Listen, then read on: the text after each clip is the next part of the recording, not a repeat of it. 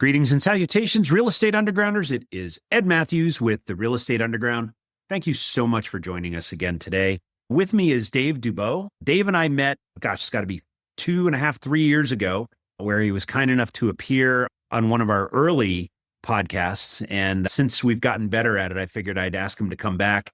And he has generously given us the opportunity to meet with him again. And actually, it's one of the things as a marketing geek, it's something that really piques my interest is what Dave has going on. And it's something I hope that you'll get a lot out of as well. With that, Dave, welcome to the show and thank you. Ed, thanks so much. It's a pleasure to be here again. And it was a pleasure having you on my show as well. Truly my pleasure. Yeah. And for those folks who haven't discovered you, you're based in what I affectionately refer to as God's country out in British Columbia. But I was wondering if you could just give us a little bit of background on who you are and what you do. Yeah, thanks, Ed. So I am up here in the Great White North in British Columbia, Canada. Born and raised up here. Actually spent almost 14 years living in Latin America, 10 of those years in San Jose, Costa Rica. And then in 2003, dragged my poor Costa Rican family, wife and 2 little kids, kicking and screaming to Canada and settled down here. People go, why? Tropical paradise, frozen hinterland. Why would you do that? Just because I think Canada is a lot better place to raise your kids. So that's what we decided to do. And I had to start all over again from scratch because I had a language training company in Costa Rica. That wasn't going to transfer too well to British Columbia. So I saw one of those infamous late night infomercials. You too can get rich in real estate with little or no money down. I said, perfect. That's about what I got. Plus no credit. So I started with the creative strategies, did a bunch of creative type deals a la Ron LeGrand and that sort of thing. And eventually, one way or the other, got into single family homes, lease options, then got into multifamily. And along the way, my passion is really around marketing. And it became around marketing for capital raisers. So for the last dozen years or so, Ed, that's been my main focus. I realized a while ago, unlike you, I suck at operations. I'm not keen on dealing with toilets and tenants. So these days, I help people to raise capital. And for myself, with my own real estate investing, it's more on the passive side, from time to time partnering with some of my clients, usually in multifamily deals. Gotcha. Yeah, it's an interesting background you have, and it's eclectic. And I think one of the things that guys like you and me benefit from is we've worn so many different hats that it gives us an opportunity to help a whole lot of people. Yeah, we've been around the block a few times. Yeah, it also makes us a little bit old. But way older than you are, my friend. Yeah, we'll see. We can trade birth dates after the show. But I'm just saying, I got you beat there. And I have daughters, so this started to go gray a while ago. But all right, in terms of where you are in the marketplace, obviously you're not an operator. You don't aspire to be one. You let other people have the 2 a.m. phone calls and the stress, right? Exactly. One of the things that you do, and it's something that I've used your method multiple times over the years in terms of raising capital for our projects. And so I'm curious if you could walk us through your approach in terms of how you create relationships and the services you're providing these days to help investors meet new accredited investors and also to build relationships, serve them and build relationships. Yeah. Well, long story short, the method I use and that we work with clients with is using a podcast as a lead generator for investors. Now, we do it quite a bit differently than a lot of other real estate folks and syndicators. Most of us in the real estate space tend to have podcasts that are all about real estate. And I don't know about you, but my initial foray into this was, hey, I'm going to start a podcast. I'm going to follow along with what all the other smart guys are doing. I'm going to start a podcast.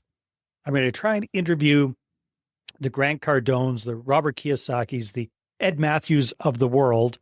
Try to get all these influencers on my show, hopefully grow a big audience. And hopefully some of those people in the audience will be my ideal avatar as a potential customer.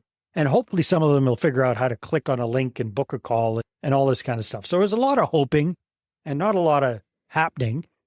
Right. And a lot of work behind this. I started my podcast back in 2018 doing it that way and had the normal weekly show and all that kind of stuff. And then at about 2.5, 3 years ago now, I was listening to a podcast and this gentleman said, hey, you know what? My podcast is different. The way I do it is instead of trying to grow the audience, I focus on who my guest is. And I try to talk with people that I want to do business with and start the relationship that way. And that's when the light bulb went on for me. It was like, okay, hey, instead of trying to interview all the bigwigs. Why don't I directly interview the kind of people that I want to work with my marketing agency, which are capital raisers? Why don't I interview them directly, shine the spotlight on them, feature them, create that rapport? Because again, a good podcast is the interviewer is doing less of the talking and the guest is doing most of the talking. And then just start things that way. So that's what I started for myself about 3 years ago. And at this point, we're recording this April of 2025. So about a year ago, I had the epiphany, hey, you know what? This is working really well for me in my business. I think this would work really well for syndicators who want to connect with high income, high net worth people, accredited investors. So who are accredited investors? A lot of them are different kinds of folks, but big broad strokes. Ed, you tell me if I'm out to lunch here, but accredited investors typically are successful business owners, successful entrepreneurs, successful professionals like doctors and dentists and accountants, successful C-suite executives, the kind of people you used to work with in Silicon Valley, those kind of folks. And a lot of these people are really interested in getting publicity and getting marketing and getting their face out there. So having a podcast and inviting them to be a guest on your show is a win for them because they're getting free PR, free marketing, free exposure. Right. And it's a win for you because you're able to connect with that person on a non-salesy kind of way and massage the conversation towards investing. Does that make sense, Ed? Total sense. And it's brilliant. I appreciate that. As a marketing geek, I'm kicking myself that I didn't think of it. Some smart guy, smarter than me, thought of this, came up with this idea. I'm just running with it in this particular niche with syndicators, fund managers, capital raisers. That's what we do. So it's pretty basic in big, broad strokes. You start a podcast that appeals to your ideal target avatar as a guest on your show. So we got a couple of categories that we do here. We've got some of our clients who are really locally focused, geographically focused. So we got a client, Tim, he's based in Phoenix, and he wants to connect with local Phoenix people because kind of like you, he likes to meet with people face to face and have coffee and that sort of thing. So his show has nothing to do with multifamily syndication. It's called the Phoenix Prosperity Podcast. So it's about professional, personal, financial success. That's what the theme of the show is. So we invite local Phoenix business owners, executives, professionals to be guests on Tim's show. And Tim gets to connect with them that way and start. So it's basically how it works. Start a show that appeals to your ideal investor, find a bunch of them and invite them to be guests on your show, and then convert those conversations into capital conversations, which is usually a second meeting after you've had that interview. Stay with us. We'll be right back. A motivated seller just filled out your web form. If you call back within 5 minutes, you're nearly 4 times more likely to get that seller appointment. But delay your follow-up by even just 10 minutes? Forget it. You're toast. Ella Vista Connect calls that lead back in 60 seconds, qualifies them, and schedules your meeting. Find out how much slow follow-up is costing you. Free calculator at ellavista.com/underground. Sure. Yeah, it's interesting because one of the things that drove me to start this podcast was I wanted to meet guys like you and build a relationship. And hopefully at some point, some of them might become friends. And it was interesting in that if I cold called people, they may or may not return my call. You run into Fortress voicemail. And I think if you made 20 calls, you might get 1 or 2 callbacks, maybe. Yeah, if you're lucky. Perfect world, right? Yeah. However, when we sent an email to Dave Dubeau or somebody else who's tremendously successful and said, hey, we have this podcast where a whole bunch of people listen to us. Would you like to appear on it? The success rate exploded. And yes, I would love to get to know you. I would love to speak on your platform and hopefully reach a handful, if not all of your audience. And 150 some odd episodes later, I've met some amazing people like you.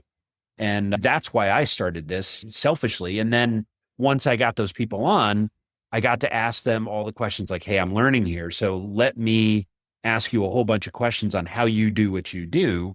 And that way, the people that are listening come along and we get to have this conversation around, all right, you're very successful. And I believe in modeling. I'm not into reinventing the wheel. I'm into copying what other successful people do and making it work for us. Yeah, that's smart. Exactly. Yeah, that's the whole idea. It's a shortcut to the good old know and trust factor that people need before they're going to invest with you. And here's the cool thing that we've discovered, Ed. Like you and I, podcasting is old hat. We've been doing it for years and we think everybody gets it. But it's amazing how few of these super successful people have actually ever been invited to be on a podcast before. We have one client. We got him a guest who runs a $1 billion fund, billion with a B. Guess how many times the guy had been invited to be a guest on a podcast? 0. This was the first time. So now he gets on our client Matt's podcast, and this guy is super successful, is a little bit nervous. He's out of his depth. He's excited. He's a little bit scared. So what a wonderful way to start that relationship, because Matt put him at ease, got the guy to relax, let him know it's just going to be a nice conversation, and ended up having a wonderful interview with this gentleman, created that connection, went out to coffee, went out to lunch, and built a relationship very quickly, 100% thanks to that podcast. Would Matt have been able to reach out to that guy and cold call him and get him to go out to coffee? Probably not. Be a lot harder, but it was super easy because he created that know and trust factor through the podcast. Absolutely. And so when you bring these folks on, what is the basic premise? What are you trying to learn about them? Yeah. So what I'm trying to do is give them a platform to strut their stuff. It's all about the guest. It's all about, what. So here's the flow of the show, Ed. So we start off talking about the guest's business or profession, right? Because typically these are very successful people. So they're doing something a little bit different than maybe some of the rest of the people in their field. So we try to find out what is their secret sauce? What do they do differently, or what comes easier to them than some of their competition? So really spotlighting their unique value in the marketplace, so to speak. So again, that gives them an opportunity to brag themselves up without bragging themselves up with just talking about what they're up to. Then we ask a few questions around, okay, you're a busy professional. How do you balance work and personal life? So get a few little their tips and ideas around that. And then we go towards the financial side of things. If you're interviewing a doctor, say it's Dr. Smith. So Dr. Smith, sounds like things are going amazingly well with your practice. You're very busy. You're one of the top in your field. And a lot of busy doctors like yourself, they're making very good income right now, but they want to keep that income high into the future when they don't want to work so hard. So what are your thoughts about that? Are you thinking about any sorts of ways of creating passive income for yourself and your family besides what you're doing for work? So I'm not specifically saying, hey, Dr. Smith, what do you invest in? Have I got a deal for you? It's just opening up the conversation on the interview. So Dr. Smith might say, whatever, I'm dabbling in stocks and bonds, or I've got a financial plan, or I'm fooling around in crypto, or whatever the heck they say they're doing.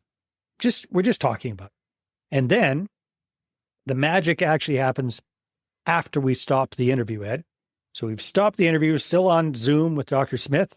You're going to let Dr. Smith know when the episode's coming out and all this kind of stuff. And then just very casually, this is what I've worked on for years, right? Kind of casually. So Dr. Smith, congratulations on all your success with the practice. It sounds like it's going really well. Now, you mentioned that you're also starting to dabble in stocks and bonds. Let me ask you this. How do you feel about the kind of returns that you're getting with those investments, the security of those investments, and the stability of those returns? Is that something that you're 100% happy with, or is there maybe a little bit of room for improvement? Guess what the answer is 100% of the time, Ed? No, I'm not comfortable. There's always room for improvement. I don't care who you interview. You could interview Warren Buffett. He's going to say there's always room for improvement. Okay, that's cool, Dr. Smith. So we're doing something really interesting with other busy doctors just like you in the alternative investing space in real estate, specifically in apartment buildings. And the great thing is we're getting them very solid double-digit returns on their money. It's very secure, backed by real estate, and there's a massive shortage of affordable apartments in the country. So there's supply and demand there. And we're able to get them amazing tax breaks on their personal income at the same time. Is that something you might be interested in taking a look at? boom, book Right. them into a follow-up discovery call, start the ball rolling. Then they're probably not going to cut you a check for $100,000 after that first call. That's not the goal. The goal is to get that conversation going, see if they're interested, maybe get a bit of a warm commitment, that sort of thing, and then put them on your VIP prospect list and keep following up with them, offering them opportunities as they become available. Does that make sense, Ed? It does. And yeah, it's interesting because I get the question all the time when I'm meeting with a lot of the folks that I work with are, like you said, they're successful entrepreneurs. They're executives from either folks that I know or folks that are friends of friends kind of thing. Yeah. And the other part of it that I really enjoy with them is in meeting these people is that one of the first questions, they're by and large type A personalities, right? They're very capable people and they're highly organized and they manage their time extremely well. And so the first question I usually get is, why can't I do this myself? And the answer is, you can. And if you'd, I'll gladly help you with that. And they're always surprised. And that's how I've mentored, dozens of people without really a formal, we have kicked around the idea of starting a course, but we haven't. That's a whole other business model for sure. Yeah. This is more me working with them to help them get, and then I'm where they're going to trying assume go. that once they see what's actually involved, some of them change their mind. Almost all of them do. Yeah. In fairness, they're like, wow, this is an 80-hour-a-week job. That's the beauty of that thing. Exactly. So that's the value you bring to the table for sure, Ed. Yep. Yeah. So that's basically the whole idea in a nutshell. Pretty simple. You create a podcast that appeals to your ideal investor as the guest and as the audience. That's another bonus. We had another client that recently, one of his audience members reached out to him and he ended up investing $75,000 with the client. It was just as an audience member. Us has built that up. And then it's finding and inviting your ideal avatar as a guest on your show. As you mentioned, it's so much easier to get through the gatekeepers and get to people that you otherwise wouldn't be able to if you're providing value first. I call this leading with the giving hand. You're giving them the spotlight, right? Yep. Then you get them on the show. You have a nice interview, making them look good and feel good and sound good. Yep. And then you massage that into a follow-up discovery call. Yeah. So that's basically how it works in a nutshell. Yeah. Find that when you initiate a relationship to create that awareness, if you serve them without any sort of underlying, hey, I'm going to sell you something someday, you just do it because some people, that's the relationship. You become friends and not business partners, and that's okay too. Yeah. And when you do that, you make friends, which is fun and nice, but also a lot of those people begin to see how you operate. They begin to build trust in you.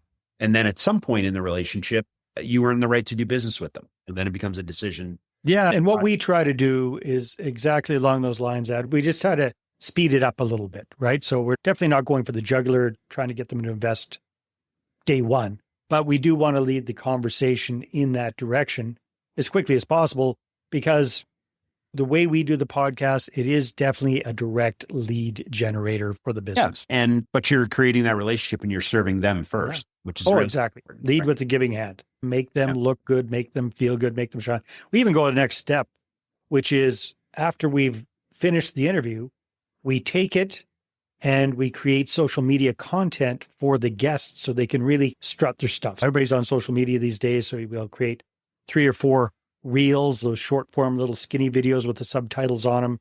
They can put that up on their Facebook or their LinkedIn or their TikTok or whatever they're doing. We'll create LinkedIn articles for them. We create social media posts for them. And it just helps them to get the word out about being interviewed.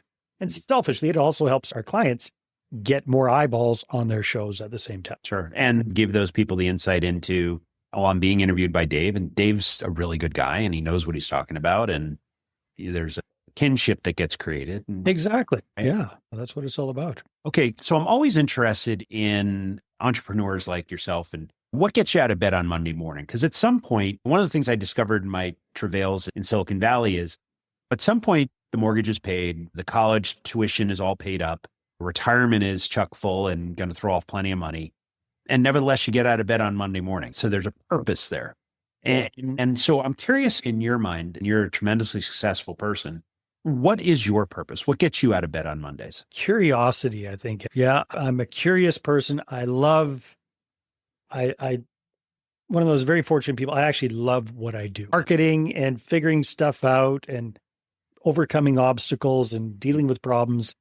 Sure, it's a pain in the butt, but it keeps me going and it just provides that spark. Because I see a lot of folks that are getting towards retirement age, and I don't envy people that sail off into the sunset and just kick back and play golf all day. I'm not into golf. I've got a few hobbies, but not enough to keep me busy full time. I cannot imagine retiring. I don't want to. My wife and I have a wonderful lifestyle. We take 3 or 4 pretty large trips every year going internationally. I can basically do what I want to do, when I want to do, how I want to do it right now. So why wouldn't I keep going? It's just fun. Absolutely. And you're someone who is a mentor and a coach to a lot of different people. But I'm always curious about the mentors in your life over the course of your career. And so I'm curious, what is the best advice you ever got and who gave it to you? Best advice I ever got. It's counterintuitive, Ed. And I don't know if it's the best advice, but it's the advice that stuck with me and just ticked me off the most. And it was actually from my father many years ago. And being his age now, like he was about my age when he gave me this advice when I was younger. It was when I was packing up my bags to go start a business in Costa Rica. And he took me aside. He said, son, I love you dearly, but you don't have what it takes to be an entrepreneur. I've tried it. I failed at it. I've got buddies who are successful at it. I know them. I know you. I don't think you've got it in you. And that ticked me off so much, Ed, that I said, screw you in my mind. And I went and did it anyhow. And that carried me through a lot of tough times when I probably would have thrown in the towel just because I had to prove my old man wrong. Yep. And to give him credit, 5 years, 6 years in, when I was making a good go of it in Costa Rica, we had a conversation. He said, I admit it, I was wrong. I take it back. So that was, I don't know if that doesn't really answer the question. That wasn't good advice, but it ticked me off. That's okay. It's when Inspiration. I love detractors, right? And especially ones that actually care about me, because when they are, maybe you're not that good at this. I'm like, thank you. Thank you for letting There's the spark I need. Right? Exactly. So let's talk about the other side of it, right? You alluded to it. I think we learn from our mistakes far more than we do from our successes. And so I'm curious about a mistake, something a decision you'd love to have back. And what did you do? How'd you recover from it? Yeah. Lots of mistakes, Ed. Lots and lots of them, that's for sure. One that kind of pops out real estate wise, when I was in the rent to own business, I had a potential tenant buyer who I ended up doing a deal with, and my spidey senses said, don't do it. But the greed gland kind of kicked in and the numbers looked really good, and I did it anyway. And of course, it bit me in the butt. And they trashed the house. They had 5 kids. It was a disaster. It took months to get it cleaned up and back on the market, and I was busy with others. Anyhow, it was a very expensive lesson. The big lesson was there. Trust your intuition more.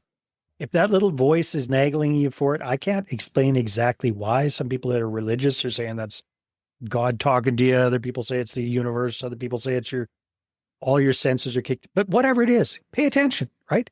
Pay attention to that. Yeah, that's good advice. And the other one is my wife is rarely wrong when we meet somebody and she's, I'm not sure about that person. Yeah. And I'm like, no, he's great. I love it. And almost always, nearly always, she's right. And I'm like, listen to your wife's intuition. Yeah. Smart bad. Yeah. So I've learned. Yeah, exactly. I now pay attention to that, but that's good. Spent my 30s going back with mea culpas. The other thing that I'm always curious about is how do you sharpen the saw? What book is on your nightstand, either physical or virtual? And who are you paying attention to these days? Yeah, right now I'm revisiting an oldie but a goodie. It's called The Ultimate Sales Machine by a gentleman named Chet Holmes. And I got the updated 2.0 version because Chet passed away about a dozen years ago now, unfortunately. But his daughter has taken the helm of their company, and she kind of given an updated twist on things, which I find very interesting. But yeah, that's a good one. Ultimate Sales Machine. I read the original. If memory serves, that was the gentleman, he was in the print industry, and he came up with the concept of the Dream 100 and all Yes. that. Okay. Yes, he did. Excellent book. In fact, it's sitting up on my bookshelf in my office. Yeah, I've got the original, but try the original. It just made the list, and we'll put it on the show notes as well. last and certainly not least, I'm curious about success. What does that mean to you? How do you define it in your life?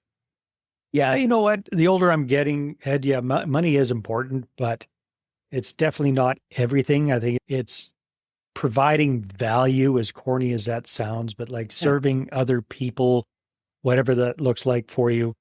In my business is providing quality services that actually help people. That's very important to me, not just taking the money and running and getting away with the minimum. It's also getting involved in the community. So I relatively recently joined Rotary and part of that association, that organization. So that feels good to get in there. Like, it's not all, I'm not trying to make business connections or anything like that. It's really just to give back. So the older I get, the more important those kind of things become. That's fantastic. Yeah, there's something about contributing that warms the soul, right? It does. It does. It's not, I've spent a lot of years just being selfish and thinking about Dave. And it's nice not to be thinking about Dave all the time. Yeah, exactly. So when not talking about real estate, what do you like to do? How do you spend your time? My wife and I love traveling. So we're off to, where are we off to next? She's off to Italy next week. And then I'll be joining her in France in a couple of weeks.